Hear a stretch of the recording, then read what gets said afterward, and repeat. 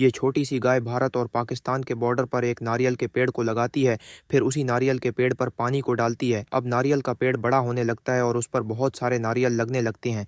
फिर गाय फौजियों को मज़े से नारियल पानी पिलाती है, लेकिन एक दिन गाय नारियल के पेड़ के नीचे खड़ी होती है, तभी कुछ आतंकवादी वहां टैंक लेकर आ जाते हैं और नारियल के पेड़ पर गोला दाग देते हैं, जिससे छोटी गाय घायल होकर मर जाती है। जब आर्मी का जवान गाय को देखता तो वह तुरंत टैंक के ऊपर गोलियों की बरसात कर देता है और सभी आतंकवादियों को मार गिराता है। लेकिन आर्मी का जवान फिर भी रोने लगता है क्योंकि आप लोगों ने लाइक सब्सक्राइब नहीं किया।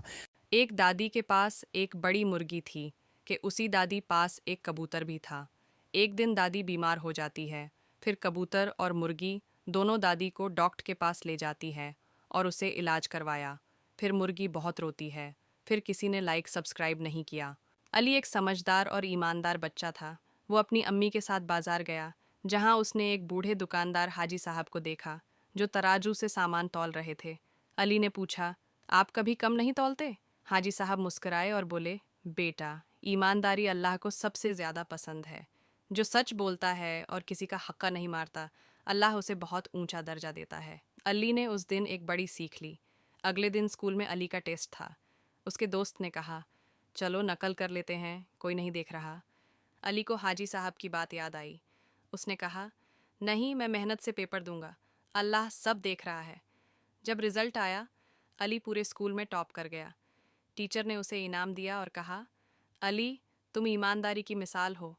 अली मुस्कुराया और बोला, ये सब मेरी अम्मी और हाजी साहब की दी हुई सीख की वजह से है।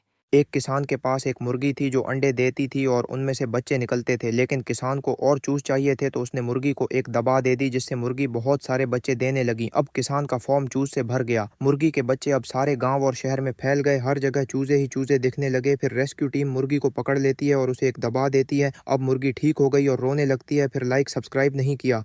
यह दादी और कबूतर आसमान में बदलों के ऊपर रहते हैं। कबूतर हर रोज बहुत सारे अंडों को देता है। फिर एक दिन दादी कबूतर के ऊपर बैठकर अंडों को बेचने जमीन पर आते हैं। अब दादी और कबूतर दोनों जमीन पर आ जाते हैं और अंडों को बेचने बाजार में ले आते हैं। अब दादी के अंडे लोग जल्दी जल्दी खरीद लेते हैं और दादी अंडों को बेचकर बहुत सारे पैसे कमा लेती हैं। फिर दादी उन्हीं पैसे से एक एयरप्लेन खरीद लेती है। अब दादी अपने घर जा रही होती हैं, तभी अचानक से एयरप्लेन में भयानक आग लग जाती है और दादी दुनिया छोड़कर चली जाती है। अब कबूतर बेचारा अकेला हो जाता है और बहुत रोने लगता है क्योंकि किसी ने लाइक सब्सक्राइब नहीं किया।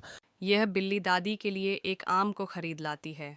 फिर दादी उसी आम को अपने खेत में लगा देती है। फिर कुछ समय बाद उसी आम से एक पौधा उगाता है और दादी और बिल्ली पौधे पर पानी को डालते हैं। अब धीरे धीरे आम का पौधा बड़ा हो जाता है और दादी और बिल्ली पेड़ से आमों को तोड़कर बाजार में बेचने निकल जाती है। लेकिन तभी कुछ